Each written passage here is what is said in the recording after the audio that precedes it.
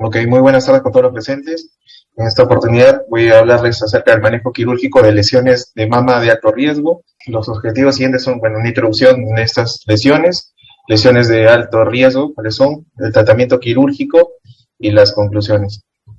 Bueno, en la introducción, las lesiones mamarias con comportamiento maligno incierto, también conocidas como lesiones de alto riesgo o también llamadas B3, son las lesiones estas tienen mucha importancia debido a que son lesiones premalignas de cáncer, ¿no? Las lesiones benignas de la mama generalmente se clasifican en tres grupos: en no proliferativas, en proliferativas sin atipia y proliferativas con atipia. En este caso, en este tema vamos a abarcar las proliferativas con atipia. Las lesiones proliferativas con atipia, como bien dije, son lesiones proliferativas con atipia que incluyen hiperplasia ductal atípica, la hiperplasia lobulillar atípica y el carcinoma lobulillar in situ. Estas lesiones se consideran de alto riesgo porque se asocian con un aumento del riesgo futuro del paciente de desarrollar cáncer de mama. Según se informa, las lesiones B3 representan aproximadamente el 3 al 21% de todas las lesiones mamarias y conllevan un riesgo de bajo de potencial de malignidad asociado que oscila básicamente entre 0.2 a 5%. Si bien anteriormente se prefería la decisión abierta para estas lesiones, para controlar todas las lesiones de alto riesgo, se ha favorecido cada vez más al manejo personalizado, más conservador, para reducir el sobretratamiento y evitar los altos costos hospitalarios que conlleva este tipo de cirugías. Estas lesiones, bueno, tienen ciertos patrones, ¿no? Radiológicos, como la neoplasia lobular, cual tiene la composición es amorfa, microcalcificaciones, si están agrupadas y distribuidas, que se aprecian en las mamografías.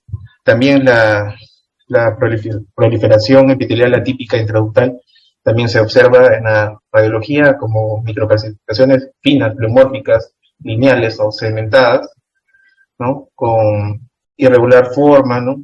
Hipoecogénicas. También vemos la atipia epitelial plana, son agrupaciones de microcalcificaciones. También la lesión papilar, tenemos una masa sólida, redondeada, bien, que de bordes bien definidos, hipoecoica, ¿no? Con dilatación de los ductos.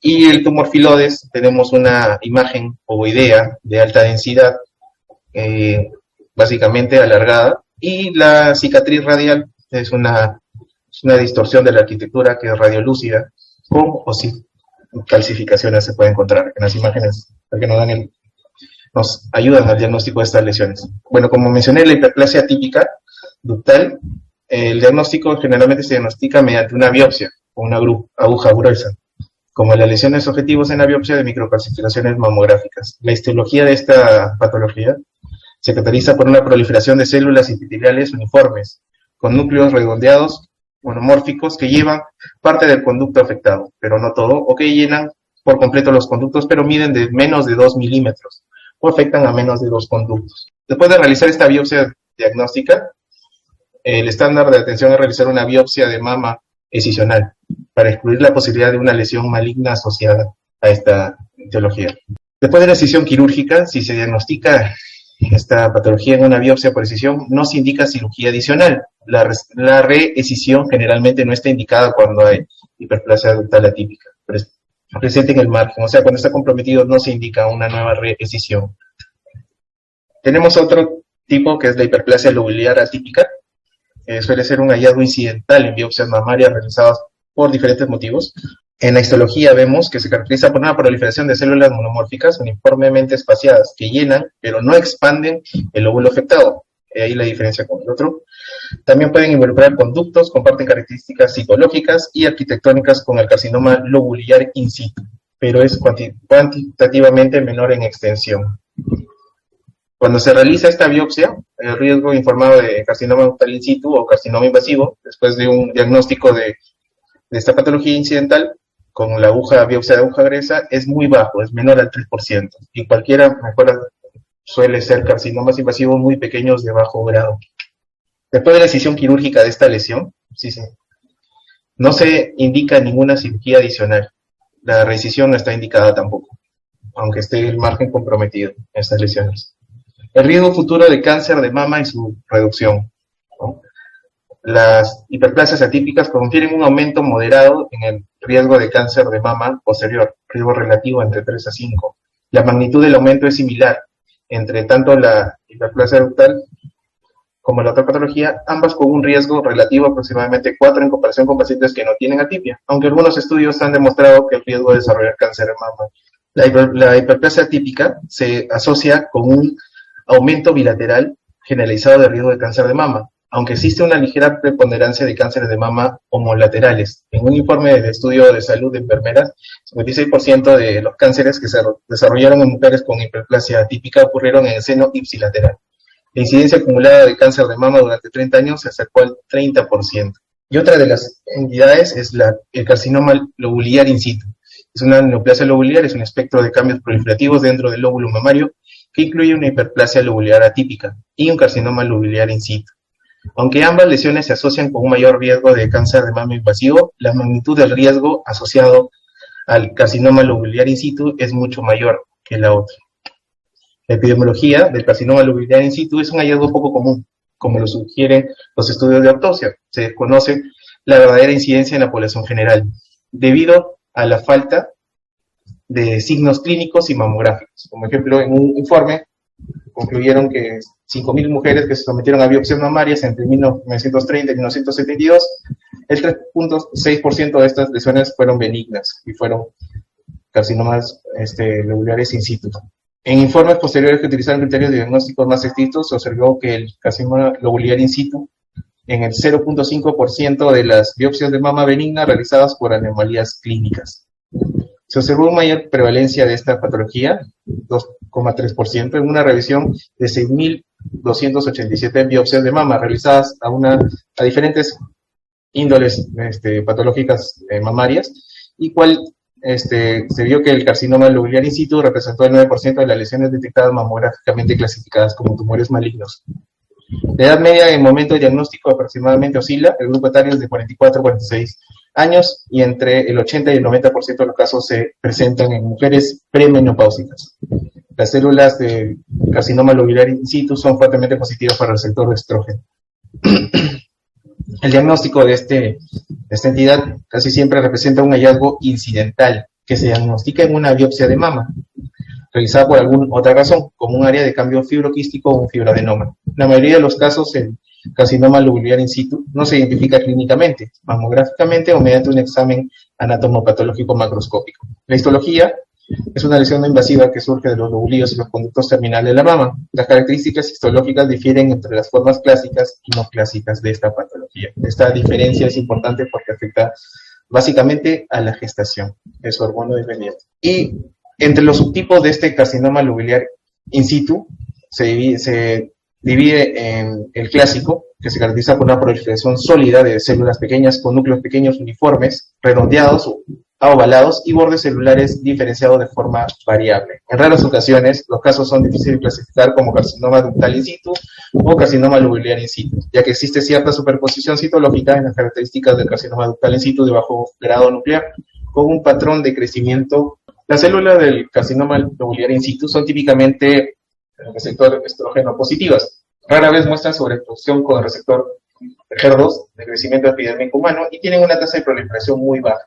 Esta misma patología suele estar presente en las unidades lobulares del conducto terminal y desciende y distorsiona los espacios involucrados. Los conductos extralobulares también pueden estar involucrados. El crecimiento dentro de estos conductos puede ser sólido o palletoide. Otro tipo de carcinoma lobular in situ es el pleomórfico, el cual fue descrito originalmente en 1996, consta de células más grandes que muestran un marcado pleomorfismo nuclear, muestran necrosis central y calcificaciones en su interior, que por lo demás rara vez se observan en el carcinoma clásico, pero se asocia más común con el carcinoma ductal. Otro de ellos es el carcinoma lobular florido, el cual se caracteriza por una marcada distensión de los conductos y lóbulos involucrados, típicamente por las células del carcinoma lobular clásico, de modo que la lesión se convierte en una masa. A menudo hay necrosis central o patrón de comedonecrosis dentro de los espacios afectados, que pueden calcificarse. Y el carcinoma lobular in situ florido puede presentarse como una masa detectada por imágenes o microcalcificaciones. Después de la biopsia con aguja gruesa para dar este diagnóstico, el carcinoma lobular in situ clásico, incidentalmente con concordancia radiológica patológica y sin otras lesiones de alto riesgo que requiere escisión, se puede observar con un seguimiento clínico y de imágenes basado en evaluación de riesgos y el aporte multidisciplinario. Se recomienda la escisión quirúrgica para cualquier carcinoma lobular in situ no clásico, es decir, el pleomórfico o el florido, diagnosticado con aguja gruesa, o cualquier carcinoma lobular in situ con discordancia radiológica patológica. Después de la decisión quirúrgica, si se diagnostica un carcinoma lobular clásico en una biopsia de seno por escisión, no se requiere cirugía adicional. Si se identifica cambio pleomórfico o florido en una biopsia por escisión, se requiere una evaluación de los márgenes quirúrgicos para detectar la presencia de estas variantes no clásicas, y se recomienda una nueva escisión con márgenes negativos. El carcinoma lobular in situ se detecta en asociación con un carcinoma invasivo, en aproximadamente el 5% de las muestras de mamas malignas. Al menos algunos datos sugieren que las mujeres con un cáncer invasivo y un carcinoma lobular in situ en las muestras pueden tener un mayor riesgo de recurrencia de enfermedades que aquellas en las que no tienen esto.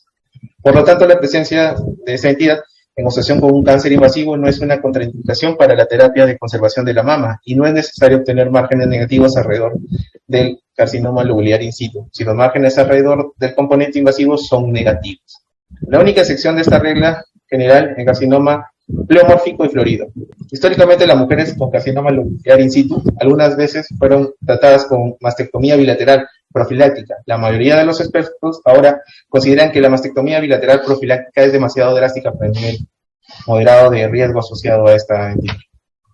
Riesgo futuro de cáncer de mama y su reducción. El riesgo relativo de desarrollar un cáncer invasivo con mujeres con carcinoma lobular in situ es aproximadamente de 7 a 11 veces mayor que las que no tienen esta entidad.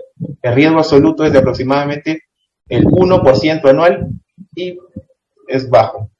Las mejores estimaciones de riesgo disponibles se derivan de un estudio poblacional cerca de 20.000 mujeres diagnosticadas de carcinoma lobular in situ de la base de datos de vigilancia epidemiológica y resultados finales, el CER, entre 1983 y 2014, en las que la incidencia acumulada de malignidad mamaria subsiguiente fue de 11.3% y 19.8% a los 10 y 20 años respectivamente. La supervivencia específica del cáncer de mama de 10 a 20 años para las mujeres con carcinoma lobular in situ fue excelente, ya que bordeó los 98 al 96% de sobrevida, y en el análisis multivariable el tipo de tratamiento quirúrgico para esta entidad no tuvo efecto sobre la supervivencia a largo plazo.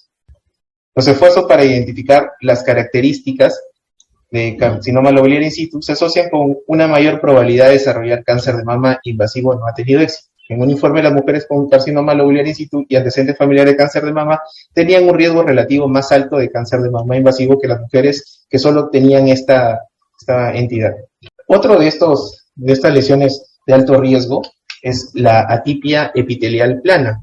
Es parte de un grupo de lesiones denominadas colectivamente como lesiones de células columnares. Se conoce también como cambio de células columnares con atipia, hiperplasia de células columnares con atipia o carcinoma adherido de tipo monomórfico. El diagnóstico es generalmente por biopsia con aguja gruesa, realizadas a las microcalcificaciones encontradas en la mamografía, y están presentes en menos de 2% de especímenes con la biopsia con aguja gruesa. La histología básicamente es una alteración neoplásica de las unidades lobulares del conducto terminal, caracterizada por un reemplazo de las células epiteliales nativas por varias capas de un solo tipo de células epiteliales que muestra atipia citológica de bajo grado. Después de la biopsia con aguja gruesa, el manejo debe ser el siguiente. Los autores recomiendan la escisión para algunos autores recomiendan esta escisión, la observación de esta entidad es razonable debido a que no tiene mucho riesgo de malignizar y pueden ser observadas este tipo de lesiones. Y después de la escisión quirúrgica, si es que se opta por esta medida, cuando se diagnostica mediante una biopsia por escisión, no se necesita más tratamiento para la atipia epitelial plana. No se comenta la presencia de los márgenes de escisión y no hay pruebas que sugieran que es necesaria una escisión más amplia para obtener márgenes negativos alrededor de la atipia epitelial plana. Las mujeres diagnosticadas con esta entidad en la biopsia por escisión pueden regresar a vigilancia de rutina con mamografías y exámenes de mama regulares. El riesgo de cáncer de mama asociado atipia epitelial plana es equivalente al de la enfermedad proliferativa benigna sin atipia. Aquí tenemos un cuadro que resume básicamente cada entidad, cómo se diagnostica con aguja gruesa, son normalmente incidentales, y el manejo después de la biopsia con aguja, como los márgenes después de la decisión, si se opta por hacer la decisión quirúrgica en este tipo, en la atipia, hiperplasia atipia con atipia ductal, no hay reescisión de márgenes si fuesen comprometidos.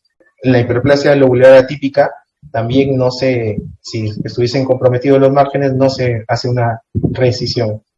Mientras que en el carcinoma in situ lobular sí se debe hacer una reescisión si es que, para tener márgenes negativos, sobre todo si tiene una forma pleomórfica. En cambio, no es necesario si fuese clásico. Y en la atipia epitelial plana, no importa si en la resección estuvieron comprometidos los márgenes. Y este es el riesgo cada uno que tiene para cáncer, ¿no? El riesgo relativo oscila entre 3.1 a 4% de riesgo de presentar cáncer. La atipia lobular, la hiperplasia atípica lobular de 3.1 a 5.9, carcinoma lobular in situ de 6.9 a 11 y la atipia epitelial plana en 1.47. Tenemos un estudio que nos habla acerca de estas lesiones de alto riesgo en la mama.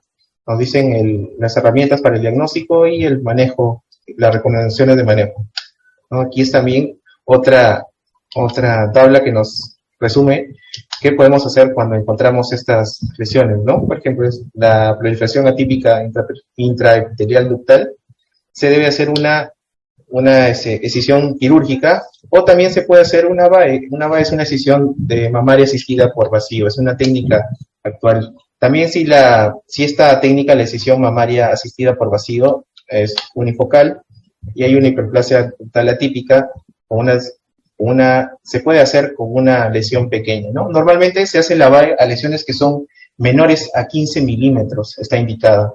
También para las atipias epiteliales planas, también está indicado una VAE. Y si después de una VAP es una biopsia asistida por vacío, hay lesión que ha sido radiológicamente, se controla a estos pacientes, se sigue con imágenes y se evidencia que la lesión ha sido erradicada por completo. También las lesiones papilares con atipia, sobre todo, que son las de alto riesgo, también van a VAE.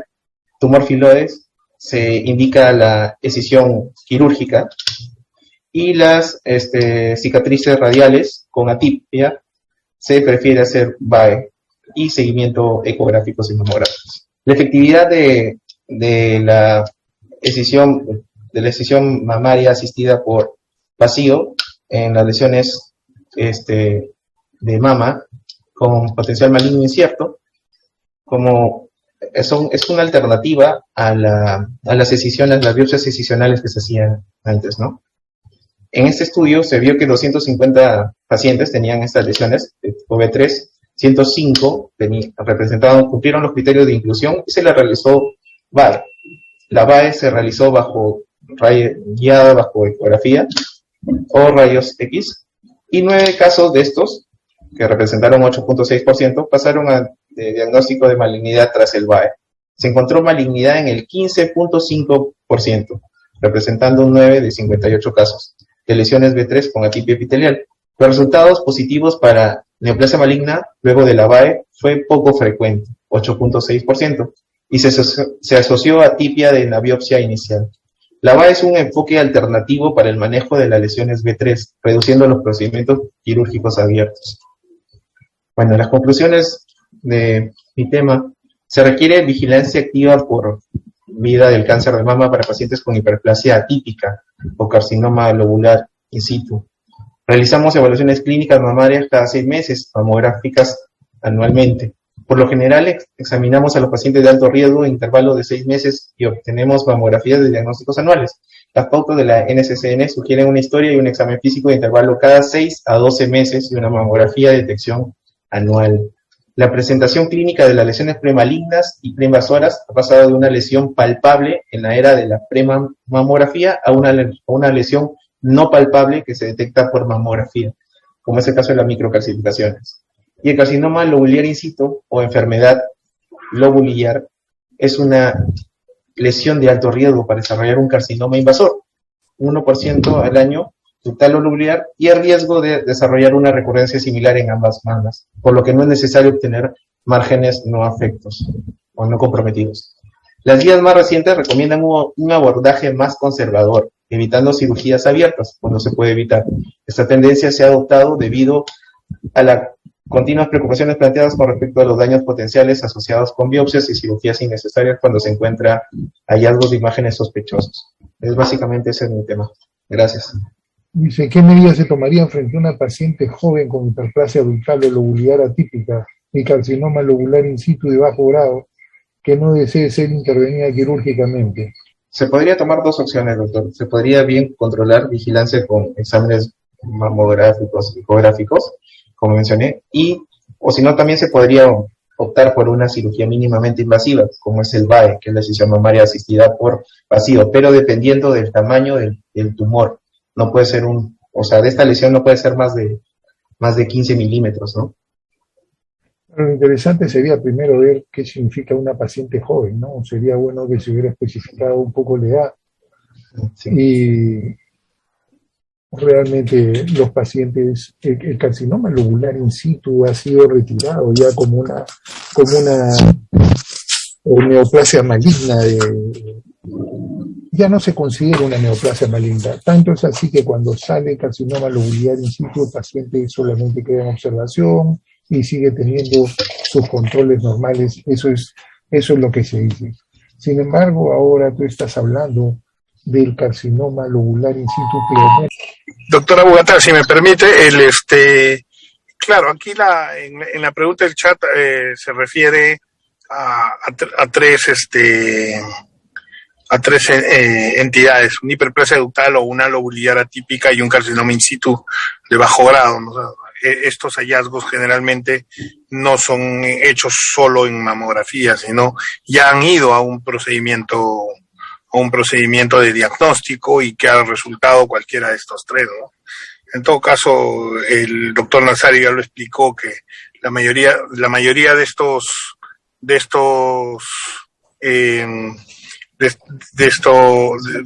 hallazgos van solo a observación.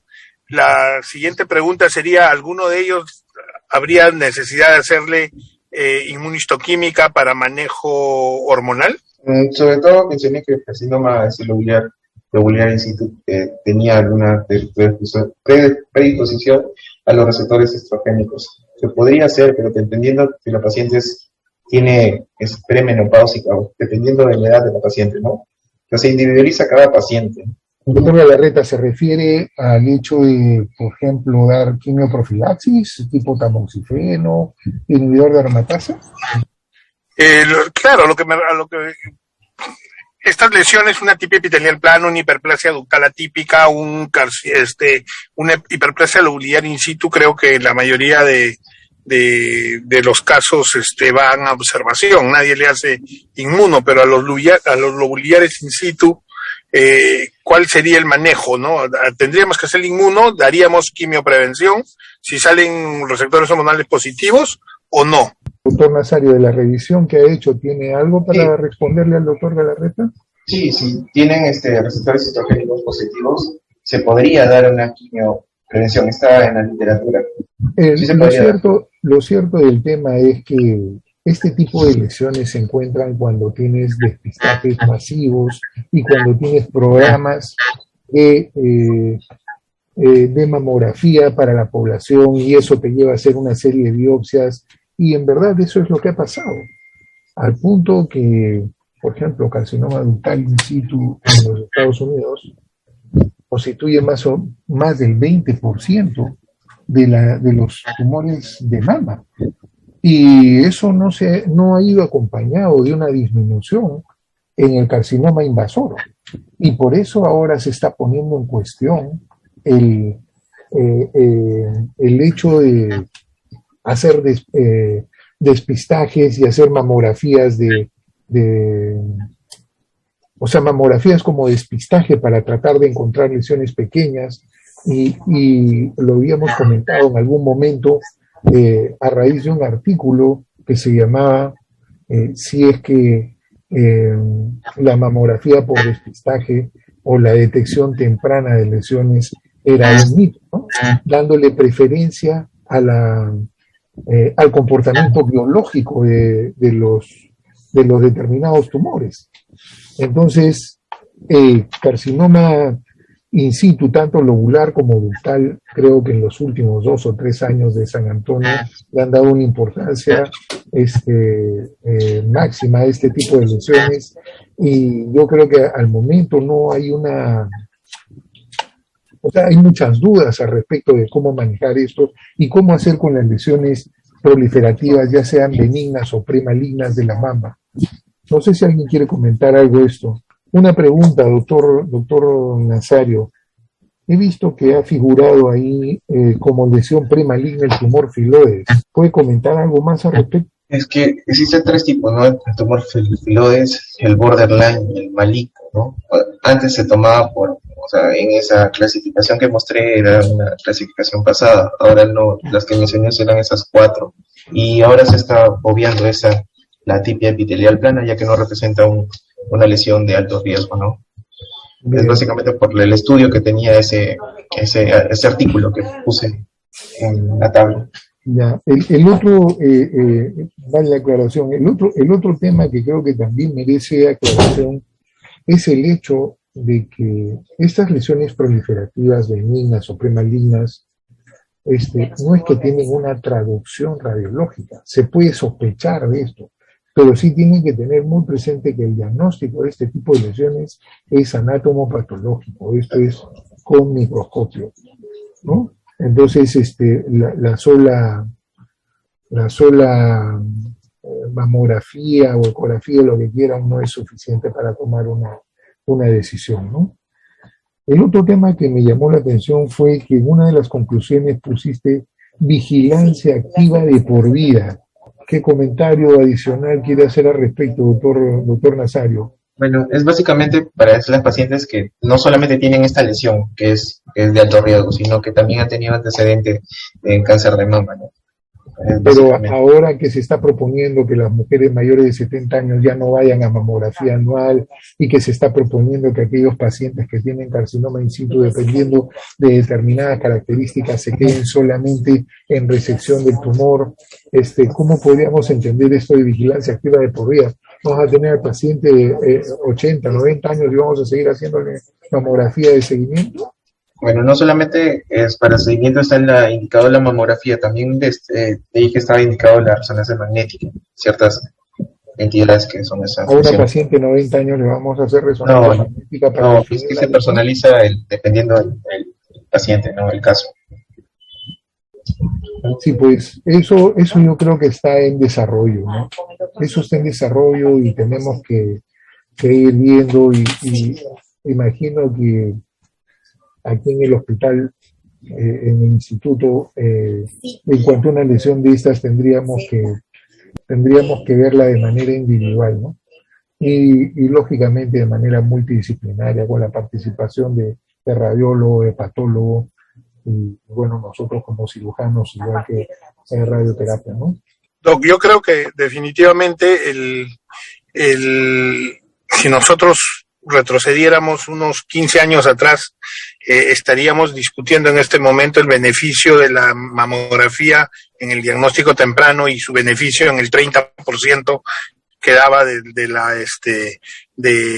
mejora en la sobrevida del paciente oncológico, ¿no?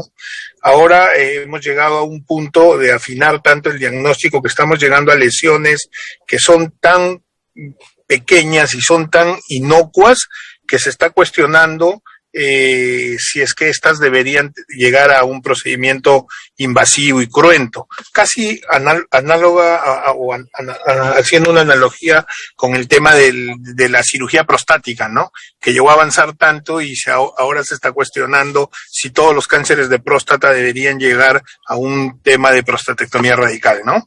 Entonces, yo creo que ya estamos en un punto en que también vamos a empezar a ver qué lesiones son las que vamos a a tener que, en las que vamos a tener que intervenir, y va a depender mucho del tipo histológico, molecular, y de repente también le da a la paciente, por lo mismo que se está hablando, ¿no?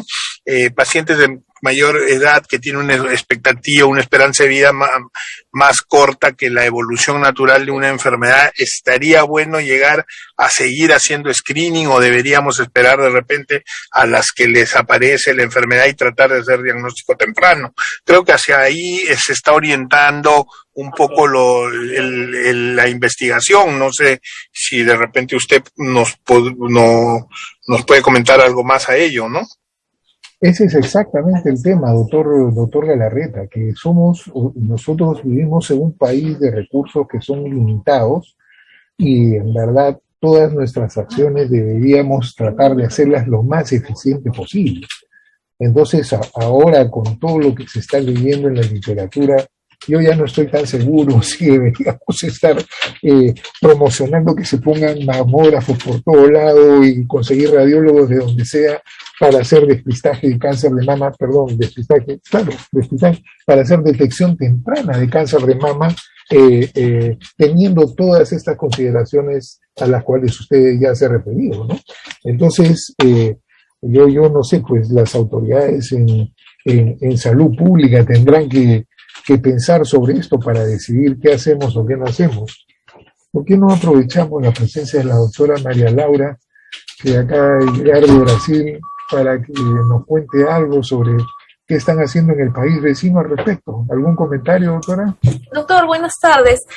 Yo quería comentar un poquito de los estudios de quimioprevención en las lesiones atípicas. Se hicieron varios, creo que de los más conocidos, el IBIS-1 y el IBIS-2, que evaluaron en estas pacientes que tenían las lesiones atípicas o las lesiones de alto riesgo. En el IBIS-1 se les dio tamoxifeno y placebo a un grupo, y en el IBIS-2 inhibidores de aromatasa y placebo.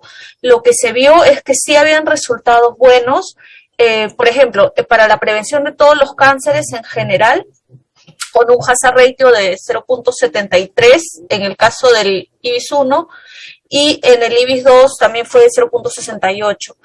Luego ellos dividieron también para analizar el riesgo de que estas pacientes hayan progresado, de estas pacientes con hiperplasia ductal atípica hayan avanzado para carcinoma invasivo o para carcinoma in situ, y en realidad sí había un beneficio en quimioprevención en estas pacientes de alto riesgo. Y bueno, se demostró que sí podía beneficiarlas, pero teníamos que compensar también con el riesgo de aumentarle el riesgo de trombosis, de aumentar probablemente el riesgo de cáncer endometrial. Entonces, valorar bien riesgo-beneficio en cada caso, individualizar cada caso. Ahora, con resonancia, lo que se dice es que la resonancia tiene la ventaja siempre y cuando sea una resonancia magnética mamaria contrastada, tiene un alto valor predictivo negativo. Entonces, por ejemplo, si la paciente, en el caso que plantearon el ejemplo, que la paciente tenía una lesión atípica y no quería ya ir a una cirugía, lo que podríamos hacer en ese caso es sí acompañar con una resonancia. Y ahí entra algo que está en debate, que es cuánto tiempo tengo que esperar entre la biopsia que le hice y hacer la resonancia para evitar artefactos o algún proceso inflamatorio que dificulte la interpretación adecuada. Entonces, por lo menos hablan que es no menos de 30 días, pero eso todavía se está estableciendo. Entonces, yo hago una resonancia magnética contrastada en esta paciente y probablemente voy a poder caracterizar mejor que es una lesión atípica y poder acompañarla. Entonces, ahora con el costo y los recursos ya entra otro debate, ¿no? Pero es una alternativa buena para las pacientes que no quieren una segunda cirugía y nos daría seguridad en ese punto, ¿no? Y con respecto a lesiones atípicas, en verdad, si son hiperplasias ductales, lesiones lobulillares, lesiones que tienen más riesgo, siempre generalmente vamos a conducta quirúrgica, ¿no? Ampliar, porque tenemos mucho riesgo de dejar una lesión in situ y de perder esta ventaja de detectar y tratar una lesión en estadio inicial. Entonces, si todavía actuamos quirúrgicamente, y con lesiones como el filodes, dependiendo de si es benigno, borderline o maligno. Benignos, siempre observamos borderline y maligno, por ahí que sí se entra a ampliar un poquito si es que no hay seguridad del margen. Básicamente eso. Doctora María Laura, déjame ver si entendí bien. ¿Usted está proponiendo procedimientos quirúrgicos para sacar la lesión completa con bordes libres de estas lesiones proliferativas? ¿O entendí mal? Las lesiones atípicas no, doctor, solo que lo que pasa es que la diferencia entre la lesión atípica y el carcinoma ductal in situ es muy estrecha por un margen básicamente de tamaño, ¿no? Cuando es menos de 2 milímetros, nosotros hablamos de una lesión atípica, y una lesión bien similar con más de 2 milímetros podemos hablar de un carcinoma in situ. Entonces, a veces hacemos la biopsia y queda lesión ahí. Entonces, para tener más seguridad, si tengo el resultado de una lesión atípica, sí tendría que entrar a sacar, no margen, sino a sacar esta área para asegurarme que no tenga un componente de cáncer in situ ahí, que yo voy a subtratar si es que no hago esto. O acompañar con una resonancia magnética contrastada, que sería la alternativa. Creo que es más cara. Bueno, el tema está que la variabilidad interobservador que hay entre lesiones proliferativas atípicas y carcinoma in situ es bastante grande. Creo que está por encima del 30%. Entonces, ¿a quién le crees? O sea, ¿cómo tomas decisiones cuando tienes una variabilidad tan grande, ¿no? Tenemos otra pregunta aquí en el chat que dice: en caso de ofrecer quimioprevención, ¿por cuánto tiempo debería de dar? ¿Y cuál es el mejor agente dependiendo de si es menopáusica o no? Doctor Nazario, ¿quiere responder? Sí, como le dije, hay estudios que están a favor de la quimioprevención y se usa agentes como el tamoxifeno. El tiempo En el estudio del MSABP, en el P1, en el famoso P1, el tiempo era 5 años, ¿no? Corríjame si me equivoco. El tiempo era 5 años. Y ese es el tema, ¿no? Ese es el estudio más grande que ha habido y en el que se ha demostrado beneficios y todo. Así es que eso es lo que está ahí. Pero empezarle un tratamiento con tamoxifeno a una persona por un hallazgo de una lesión pre-maligna. Este tema es importante por de las lesiones de mama de alto riesgo, debido para no darle un sobretratamiento a los pacientes, ya que nosotros somos un país que tenemos escasos recursos, como la literatura menciona, todas estas pruebas, y el costo de efectividad es muy alto, ¿no? Para este tipo de lesiones que te llegan. Ese es el mayor problema, ¿no? De hacer un sobretratamiento. Eso es lo que yo creo, con los riesgos que esto implica, ¿no?